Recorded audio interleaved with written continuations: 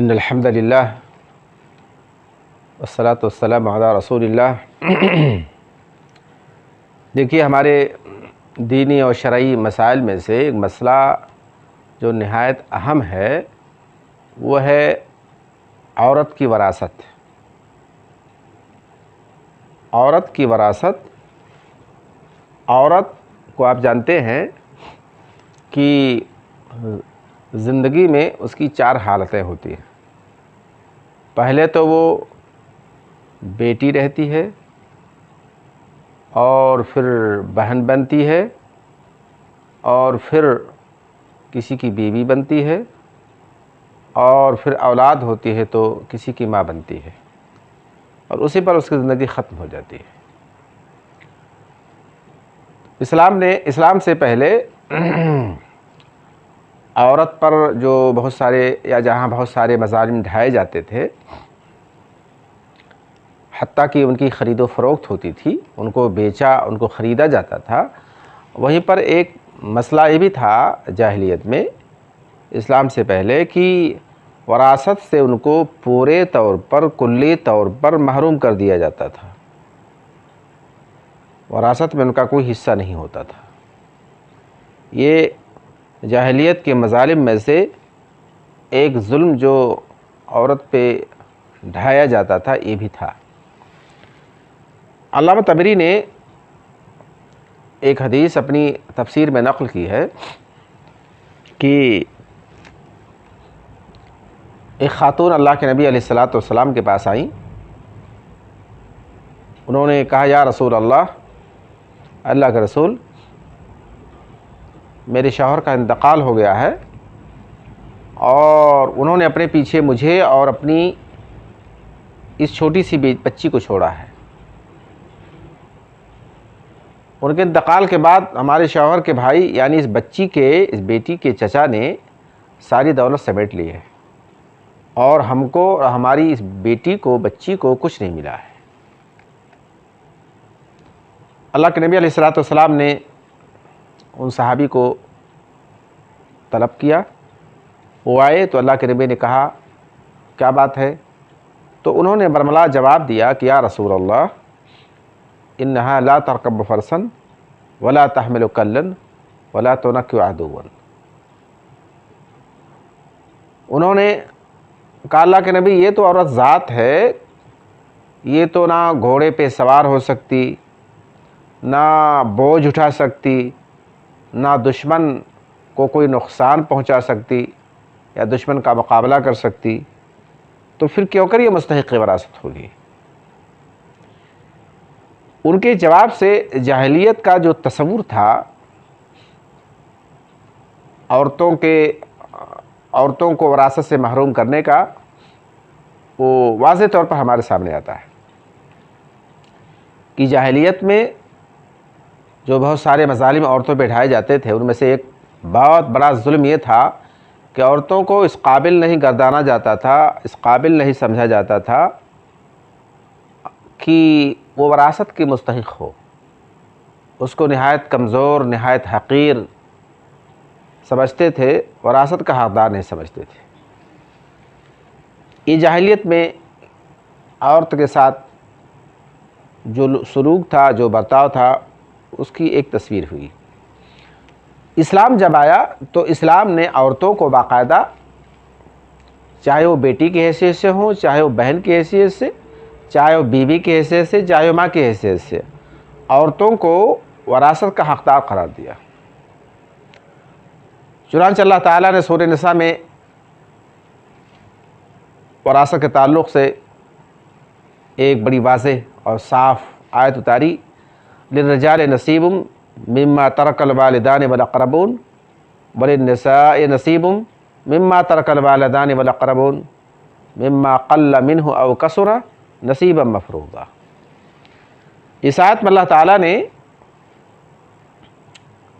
یہ بتایا کہ مردوں کے لیے والدین جو چھوڑیں یا اقربا لوگ، قریبی لوگ چھوڑیں، جائیداد چھوڑیں، اس میں حصہ ہے۔ اسی کے ساتھ ساتھ اللہ تعالیٰ نے یہ بھی فرمایا، وَلِلنِّسَاءِ نَصِیبٌ، عورتوں کے لیے بھی حصہ ہے۔ اس میں جو والدین چھوڑے اور اقربا لوگ، قرابت دار لوگ چھوڑیں، اس میں عورتوں کا بھی حصہ ہے۔ اس آیت میں غور طلب چیز یہ ہے، یا غور کرنے کی چیز یہ ہے کہ اللہ تعالیٰ نے مردوں کی وراثت کے لیے جو الفاظ اس آیت میں استعمال کیے ہیں، ٹھیک وہی الفاظ عورتوں کی وراثت کے لیے بھی استعمال کیے ہیں۔ اللہ تعالیٰ نے جن صیغوں کو مردوں کی وراثت کے لیے استعمال کیا ہے، انہی صیغوں کو بعینہ عورتوں کی وراثت کے لیے بھی استعمال کیا۔ للرجال نصیب مما ترک الوالدان والاقربون، آگے فرمایا وللنساء نصیب مما ترک الوالدان والاقربون، جس سے پتہ چلا کہ وارث ہونے میں مرد میں اور عورت میں کوئی فرق نہیں ہے۔ وارث ہونے میں مرد اور عورت میں کوئی فرق نہیں ہے۔ اللہ تعالیٰ نے دونوں کو جو وارث بنایا اور دونوں کے وارث ہونے کا جو حکم دیا، اس حکم میں کوئی فرق نہیں ہے۔ جیسے بیٹا وارث ویسے بیٹی وارث، جیسے بھائی وارث ویسے بہن وارث، دونوں میں کوئی فرق نہیں ہے۔ گویا کہ اللہ تعالیٰ نے وارث ہونے میں دونوں کو برابر قرار دیا۔ حصے دونوں کے الگ الگ ہوں گے، جس کی تفصیل آگے سورہ نساء کی آگے کی آیتوں میں بیان کیا گیا ہے، لیکن وارث ہونے میں یا وارث بننے میں مرد میں عورت میں، یا بیٹا میں بیٹی میں، یا بھائی میں اور بہن میں کوئی فرق نہیں ہے۔ جیسے بیٹا وارث ویسے بیٹی وارث، جیسے بھائی وارث ویسے بہن وارث، کوئی فرق نہیں ہے۔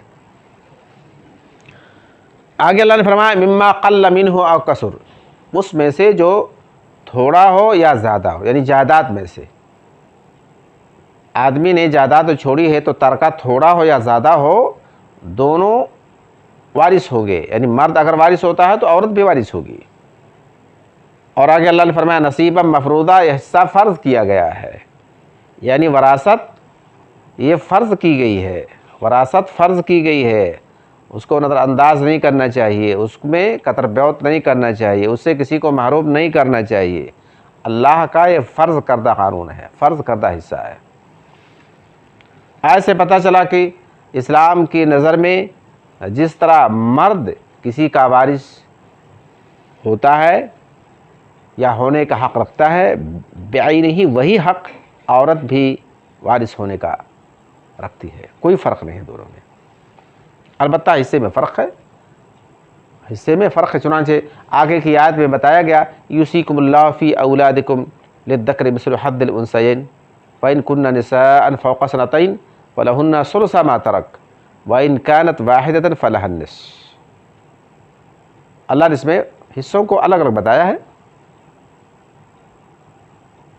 تین حالتیں اس میں اولاد کی اللہ تعالیٰ نے بتائی کہ آدمی کے پاس اولاد ہیں ملے جلے ہیں، یعنی لڑکیاں بھی ہیں لڑکے بھی ہیں، اب چاہے وہ کم ہو چاہے وہ کم ہو، چاہے وہ زیادہ ہوں چاہے وہ زیادہ ہوں، بہرحال کسی کے پاس اگر بیٹے اور بیٹیاں دونوں ہیں تو اللہ تعالیٰ نے فرمایا کہ بیٹے کو ڈبل ملے گا اور بیٹی کو سنگل ملے گا، بیٹے کو ڈبل ملے گا بیٹی کو سنگل ملے گا، بیٹے کا ایک ہرا اور بیٹے کا دوہرا اور بیٹی کا ایک ہرا، یہ حالت بتائی گئی۔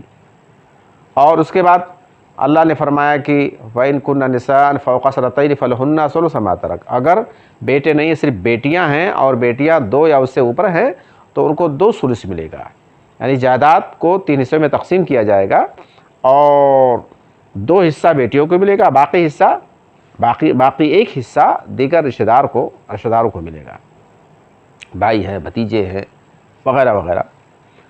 تیسری حال بتائی اللہ تعالیٰ نے وَإِن كَانَتْ وَاحِدَةً فَلَهَا النِّصْفُ، اگر ایک ہے بیٹی ہے تو اس کے لیے آدھا ہے، اس کے لیے آدھا ہے۔ اس آیت میں جہاں حصوں کو اللہ تعالیٰ نے بیان کیا ہے، اس میں بھی اگر دیکھتے ہیں تو اور اپنے سماج میں جو طور طریقہ ہے اس کو ملاتے ہیں تو نہایت تضاد ہے ہمارے عمل میں اور قرآنی اس تقسیم میں، قرآنی تقسیم میں نہایت تضاد ہے۔ اولاً تو ہم لوگ ہمارے سماج میں یہ قرآن کا حکم ہے کہ بیٹی کی طرح بیٹا بھی حقدار ہے، بیٹی کی طرح بیٹا بھی حقدار ہے، مرد کی طرح عورت بھی حقدار ہے وراثت کی۔ ہاں اس سے الگ الگ ہیں، لیکن ہمارے سماج میں اس کے خلاف عمل ہے. ہمارے سماج کا برتاؤ بر صغیر میں خاص طور پر افغانستان، پاکستان اور ہندوستان، نیپال، بنگلہ دیش، برما وغیرہ، ان میں یہ چلن اور رسم ہے کہ بچیوں کو، عورتوں کو وراثت سے محروم کیا جاتا ہے. یہ اسلام کی یا یہ قرآن کی صریح خلاف ورزی ہے. یہ قرآن کی صریح خلاف ورزی ہے. اللہ تعالیٰ کے حکم کی صریح نافرمانی ہے. اللہ تعالیٰ نے فرمایا کہ یہ حصہ فرض کیا گیا ہے، یعنی اس سے انکار نہیں کرنا چاہیے. اللہ نے اس کو فرض قرار دیا ہے، اس کو فرض قرار دیا ہے. عورتوں مردوں کو حصے دار مانو، حقدار مانو، وارث مانو، تو عورتوں کو بھی وارث مانو. لیکن ہمارے بر صغیر میں اس کے خلاف عمل ہوتا ہے، اور قرآن کے اس حکم میں اور ہمارے عمل میں انتہائی تضاد ہے، ایک دم انحراف ہے. ہمارا سماج جو آج کا ہے وہ انتہائی وراثت کے حوالے سے اگر کہا جائے تو انتہائی انحراف کا شکار ہے. اس میں اصلاح لانے کی ضرورت ہے. اللہ تعالیٰ نے سورہ نساء کی ان آیتوں کو جہاں بیان کیا کہ مرد بھی وارث ہے تو عورت بھی وارث ہے، اور دونوں کے حصوں کو بیان کیا، تو بعد میں اللہ تعالیٰ نے آگے کی آیتوں میں بتایا کہ جو ومن یتعد حدود اللہ، تلک حدود اللہ، تلک حدود اللہ، یہ اللہ کے قوانین ہیں. وراثت کا حکم اللہ نے بیان کیا، مردوں اور عورتوں کے وارث ہونے کو بیان کیا کہ دونوں وارث ہیں، اور اس کے بعد وراثت کی تقسیم کی کہ کو کتنا ملے گا، بیٹے کو کتنا ملے گا اور بیٹی کو کتنا ملے گا، خالی بیٹیاں ہوں تو کتنا ملے گا، ایک بیٹی ہو تو کتنا ملے گا، وغیرہ وغیرہ اللہ نے بیان کیا. ان تمام تفصیلات کو بیان کرنے کے بعد اللہ تعالیٰ نے آگے کی آیت میں بیان کیا تلک حدود اللہ، یہ اللہ کے قوانین ہیں. ومن یطع اللہ ورسولہ، اور اللہ کی قوانین کو جو مانے گا، اطاعت کرے گا اللہ کی، یعنی قوانین کو مانے گا، یدخلہ جنات تجری من تحت الانہار، اللہ تعالیٰ ان کو جنتوں میں داخل کرے گا جس کے نیچے نہریں بہتی ہوں گی. وذالک الفوز العظیم، اور یہ بہت بڑی کامیابی ہے. اور آگے اللہ نے فرمایا، دیکھا جائے کہ اللہ تعالیٰ نے اس خلاف ورزی پر، اس انحراف پر دھمکی کتنی بڑی دی ہے. اللہ نے کہا کہ جو بات ہماری مانے گا، یعنی وراثت کے قانون پر یا قانون میراث پر عمل کرے گا، اللہ تبارک و تعالیٰ ایسے شخص کو جنتوں میں داخل کرے گا جس کے نیچے نہریں بہتی ہوں گی. اور اللہ نے اس کو بہت بڑی کامیابی سے تعبیر کیا. لیکن جو اس کی خلاف ورزی کرے گا، ومن یعص اللہ ورسولہ ویتعد حدودہ، اللہ نے آگے فرمایا کہ جو اللہ اس کے رسول کی نافرمانی کرے گا، یعنی اللہ کے قانون وراثت کو نہیں مانے گا اور اس کی حدوں سے تجاوز کرے گا، یدخلہ نارا خالدا فیہا، اللہ تعالیٰ اس کو جہنم میں داخل کرے گا، وہ ہمیشہ اس میں رہے گا. وَلَهُ عذاب مہین، اور اس کے لیے رسوا کن عذاب ہے. رسوا کن عذاب، ایسا عذاب جس سے انسان رسوا ہو جائے گا. اللہ نے ایسا عذاب تیار کر رکھا ہے جو بھی اللہ کے قانون وراثت کے خلاف ورزی کرتا ہے. تو بڑا سنگین مسئلہ ہے، بڑا اہم مسئلہ ہے. ہمارے بر صغیر میں اس وقت جاہلیت پورے آب و تاب کے ساتھ عود کر آئی ہے. جاہلیت پورے آب و تاب کے ساتھ لوٹ آئی ہے. اب آپ مسلمان ہوتے ہوئے بھی، اسلام کا کلمہ پڑھتے ہوئے بھی اسلام کے قانون وراثت کی خلاف ورزی کرتے ہیں. یہ سراسر جاہلیت ہے اور سراسر اسلام کے خلاف ہے. اس سے احتراز کرنے کی، پرہیز کرنے کی ضرورت ہے، اور عورتوں کی جو حقوق ہے ان کو بحال کرنے کی ضرورت ہے. یہ بہت بڑی غلطیاں ہمارے سماج میں پائی جاتی ہیں. دیکھیے، ہمارے ہاں جب بیٹے ہوتے ہیں تو اور بیٹیاں ساتھ میں ہوتی ہیں تو بڑی یعنی صفائی کے ساتھ، بڑی لاپرواہی کے ساتھ بیٹیوں کو محروم کر دیا جاتا ہے. یہ کہا جاتا ہے کہ ہم نے تو اس کی شادی کر دی تھی، ہم نے تو اس کو پڑھا دیا تھا، ہم نے تو اس کے لیے یہ کر دیا تھا. جب کہ وہی کام بیٹوں کے لیے بھی یہ کیا جاتا ہے تو یہ بہانے بازیاں نہیں چلتی ہیں. بیٹوں کے بیٹوں کے سامنے بہانے بازیاں نہیں چلتی ہیں، وہ تو ایک ایک انچ زمین، ایک ایک روپیہ حساب کر کے لیتے ہیں۔ انتہائی غور کا مقام ہے کہ ہم لوگ اللہ کے اس حکم کو جاننے کے باوجود بھی اس کی خلاف ورزی کرتے ہیں، اور انتہائی طور پر اللہ کے اس فرمان سے انحراف کرتے ہیں۔ اس سے اعتراض کرنے کی ضرورت ہے۔ اور ہمارے سماج میں کسی کے پاس اگر بیٹے اور بیٹیاں دونوں ہوتے ہیں تو بیٹیوں کو پورے طور پہ محروم کر دیا جاتا ہے، پورے طور پر محروم کیا جاتا ہے، یعنی کہ لڑکی کو نہایت مظلوم بنا دیا جاتا ہے۔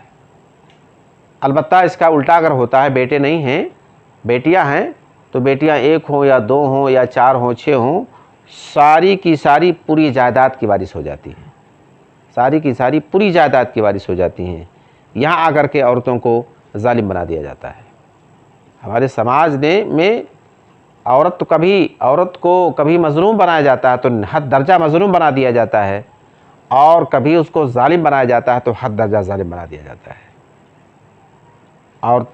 لڑکیاں اگر لڑکوں کے ساتھ ہیں تو لڑکوں کا ڈبل ہے، لڑکیوں کا سنگل ہے، تو ان کو محروم کر دیا جاتا ہے۔ بیٹے ہیں تو لڑکیاں پورے طور پہ محروم ہیں، بہنیں پورے طور پہ محروم ہیں، اور اگر خالی بیٹیاں ہیں تو پوری جائیداد کی وارث بن جاتی ہیں۔ جبکہ اللہ نے کیا فرمایا کہ اگر دو یا اس سے زائد بیٹیاں ہوں تو 2 حصہ پائیں گی، 3 میں سے 2 حصہ پائیں گے، 1 حصہ باقی لوگوں کا ہے، اس کے بھائی وغیرہ، اور اگر ایک بیٹی ہے تو صرف آدھا پائے گی۔